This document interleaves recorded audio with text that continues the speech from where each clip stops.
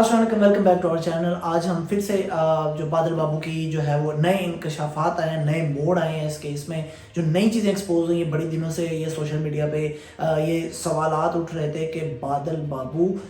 جو ہے پاکستان میں انٹر کس بارڈر سے ہوا، کیسے ہوا، کس نے اس کی مدد کی اور وہ کیسے وہاں سے جو ہے نا وہ کراس کر کے آئی۔ دوسری چیز جو ہم اس میں دیکھیں گے وہ یہ ہے کہ بادل بابو وہاں سے بارڈر جب کراس کیا، وہاں سے منڈی بہاؤدین بلاول کالونی کیسے پہنچا۔ تیسری چیز جو ہم اس میں دیکھیں گے کہ بادل بابو نے اسلام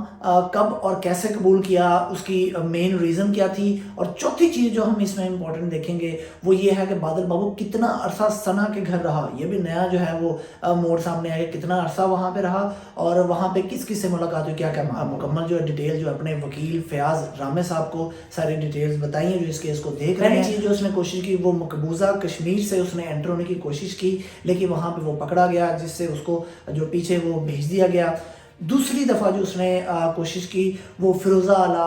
والا کوئی جگہ ہے، کوئی بارڈر کے نزدیک کوئی ایریا ہے، وہاں سے اس نے کوشش کی، لیکن وہاں سے بھی وہ ناکام رہا۔ لیکن تیسری دفعہ جب اس نے کوشش کی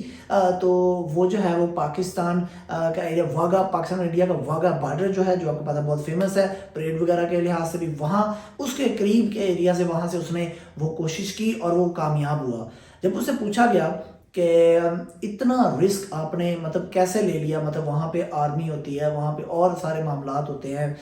جو بارڈر ہے سب کیسے ہو سکتا ہے؟ تو وہ کہتے ہیں وہاں پہ جب میں پہنچا تو میں نے دیکھا کہ میں نے رات کے وقت جو ہے وہاں پہ کوشش کی، اور رات کو جب میں نے اپنی جو جوتا ہے وہ اپنا پھینکا پاکستان کی طرف، دیکھا کہ کوئی فائرنگ یا کچھ اس طرح کا معاملہ تو کچھ بھی ایسا نہیں تھا۔ تو وہاں پہ مجھے کوئی ایسا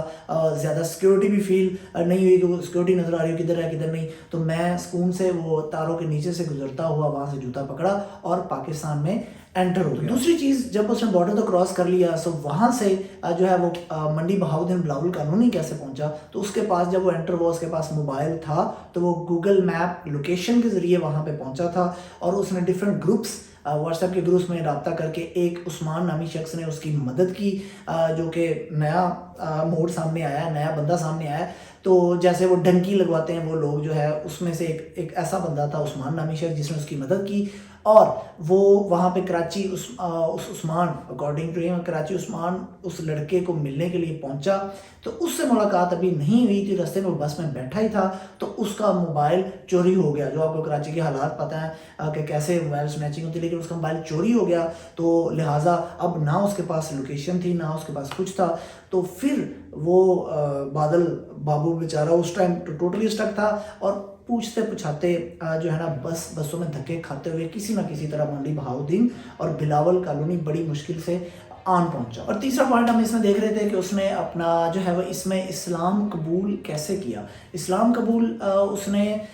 جو نئی چیز ایکسپوز ہوئی، اسلام قبول اس نے ثنا کے گھر میں آ کے کیا۔ ثنا کے گھر میں جو چوتھی چیز ہم نے بھی اس میں دیکھ رہے ہیں کہ چوتھی چیز ہم دیکھ رہے تھے کہ ثنا کے گھر وہ کتنے دیر اسٹے کیا۔ جب وہ وہاں پہنچ جاتا ہے آخرکار، تو ثنا کے گھر تقریباً 1 مہینہ سے اوپر، اس کے بقول 1 مہینے سے اوپر وہ وہاں پہ رہتا ہے، رہائش پذیر ہوتا ہے، اور وہاں پہ رہ کے وہیں پہ وہ اسلام قبول کرتا ہے، اور ثنا ہی اس کو جو ہے وہ نماز پڑھنا، روزہ جو ہے وہ سکھاتی ہے، کلمے سکھاتی ہے۔ تو اس نے اپنے ایڈوکیٹ فیاض رامے صاحب کو جو ہے وہ کلمے بھی سنائے، پہلا دوسرا تیسرا، اور پھر جو ہے وہاں رہ کے اس نے اسلام کے بارے میں کافی کچھ سیکھا۔ تو اس کے بقول اس کی پوری فیملی کو یہ معاملہ پتہ تھا، اور اس نے پوری چھان بین کر کے وہاں سے نکلا تھا کہ ثنا اس کے ساتھ سنسیئر ہے یا نہیں ہے، کیونکہ اسے جب پوچھا گیا آپ نے اتنا بڑا رسک کیوں لیا، جان بھی جا سکتی تھی، سب کچھ ہو سکتا تھا، اللیگل آپ نے ٹریس پاس کیا، بارڈر کراس کیا۔ تو اس کے اکارڈنگ یہ تھا کہ میں نے پوری طرح اس کو آزمایا تھا، تو وہ میرے ساتھ سنسیئر تھی، there was no issue when I was in India. So جب وہ یہاں آتا ہے تو 1 مہینہ 1.5 مہینہ گزرنے کے بعد جو معاملہ ہی سارا چینج ہوتا ہے، فیملی جو ہے اس سے آہستہ آہستہ دور ہونا شروع ہوتی ہے، اور وہ اس بزرگ سے جا ملتا ہے جہاں جس کی وہ بھیڑ بکریاں چلاتا ہے، اور وہاں پہ وہ رعایت پذیر ہو کے اس کے علاوہ بعد میں اس کو پولیس اریسٹ کر لیتی ہے۔ اب وہ منڈی بہاؤدین جو ہے وہ جیل میں ہے، جیسے کہ آپ کو پتہ ہے۔ اگر آپ نے اس بادل بابو کی مکمل ڈیٹیل پہلی جو ویڈیو ہے کہ کون ہے بادل بابو، ثنا رانی کون ہے، نہیں دیکھی تو آپ اوپر جو ہے وہ میں دے دوں گا اس کا لنک، وہ ویڈیو آپ دیکھ سکتے تاکہ آپ کو اس کی ڈیٹیل اور بھی پتہ چلے۔ اور اگر ہم دیکھیں تو بادل بابو ابھی بھی سنسیئر ہے ثنا رانی کے ساتھ، وہ چاہتا ہے کہ میری شادی ابھی بھی ثنا رانی سے ہو جائے، جیسے کہ وہ جانتا تھا کہ میں اسلام قبول نہیں کروں گا تو میری شادی نہیں ہوگی۔ उस सना रानी के लिए उसने इस्लाम भी कबूल किया, उसने मुल्क भी छोड़ा, उसने इतना मुश्किल सफ़र तय किया, सब कुछ मामला किया। वो कहता है मेरे लिए कोई बड़ा मामला नहीं, लड़की हमेशा अपना घर छोड़ती है, तो मैं अब किसी लड़की के लिए, अगर एक लड़के ने इतना कुछ कर दिया तो मेरे लिए कोई बड़ी बात नहीं है। तो इतना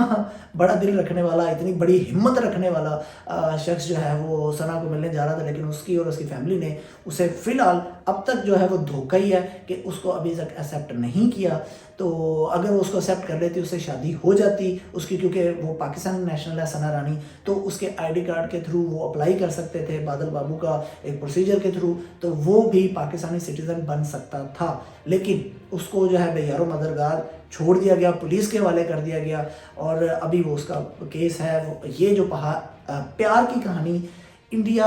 जो है वो अलीगढ़ से शुरू होती हुई मंडी बहाउद्दीन की जेल में जाके जो रुकी है, अभी देखेंगे इसमें आगे क्या सूरत हाल आती है। उम्मीद है आपको ये वीडियो पसंद आई होगी, तो